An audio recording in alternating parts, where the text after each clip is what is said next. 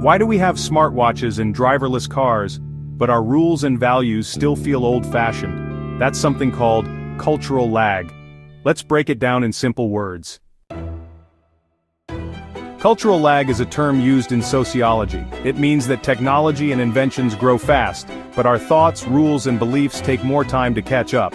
This idea came from a sociologist named William Ogburn. He said there are two parts of culture: material culture, things we can touch, like phones, machines, or medicines; non-material culture, things we believe, like traditions, laws, and values. The problem? Material culture moves fast. Non-material culture moves slow.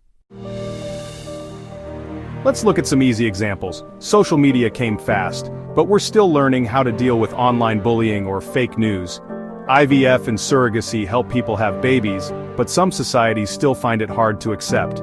AI and robots are here, but we don't know how to control them yet with the right rules. In each case, technology is ahead, but people's thinking and the law are behind. This is important because cultural lag can cause confusion, fear, and even fights. Students like you need to understand this because it affects what kind of jobs, laws, and problems we'll face in the future. So whenever you feel like society is not ready for a new invention, you're seeing cultural lag in action. If that helped you, give this video a like and hit subscribe. Tell me in the comments, what's one new invention that society is not ready for?